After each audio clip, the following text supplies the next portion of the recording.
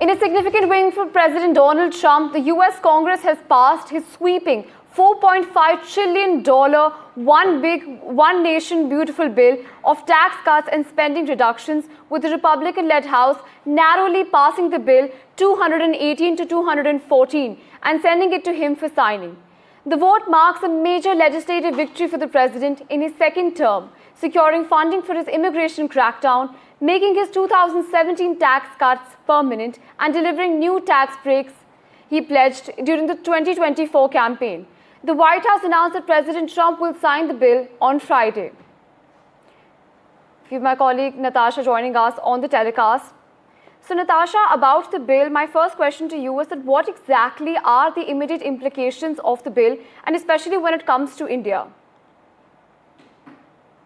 One of the big implications for the bill here, firstly, in the United States, is that analysts are saying that it's going to adversely affect estimated 12 million Americans who rely on social programs, including coverage, medical coverage, and they're going to be adversely affected because the bill slashes that down and also changes certain rules around who can get it. And this, they argue, is disproportionately going to affect the elderly, disabled, and low-income families. Now, taxes are going to be cut for mostly taxes are going to be cut, but again, the analysts argue that this is going to affect the wealthy more. It's going to benefit them more, but not so much the middle class, and certainly not much of the lower classes.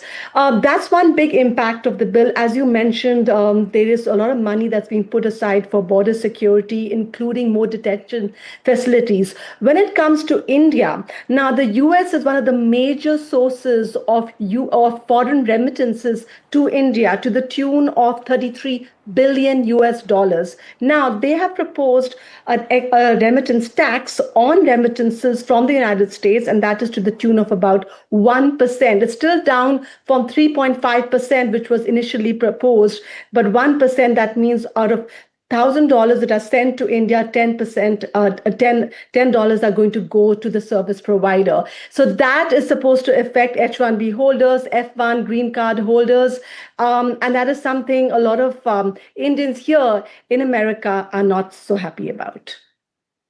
Right, Natasha, I also must ask you that, of course, there isn't a lot of margin with which the bill is being passed. It's about 214 to 218, which is exactly the margin. I must ask you that, is this being considered as a big political victory for Donald Trump?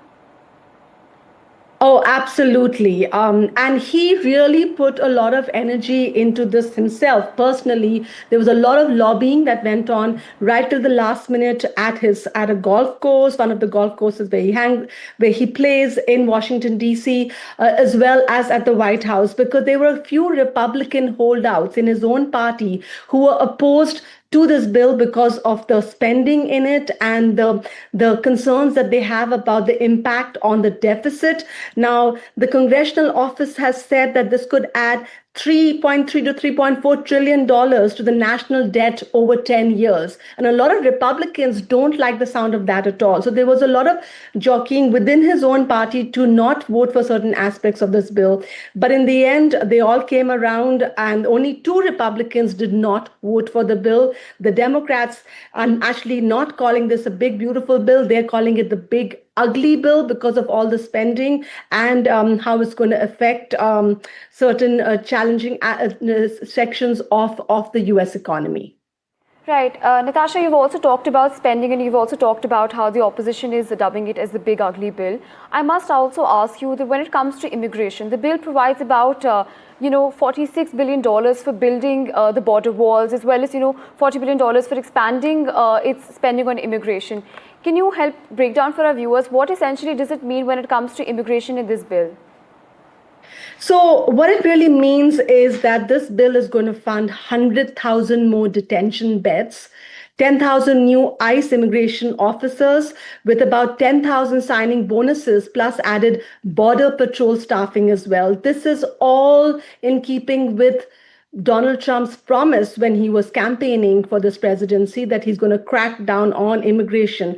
And which is why he is so happy about the passing of this bill, because this bill is not just outlining spending and tax cuts, but this bill is really laying out his agenda, what he wanted, and why he's claiming it to be a victory. But this is certainly not welcome news for immigrants who are already facing a crackdown here in the United States. Many of them arguing that they're here paying taxes, even if they may not have their paperwork or they're still in line for that paperwork. So the immigration crackdown is supposed to intensify with this kind of support, and that is worrying to some.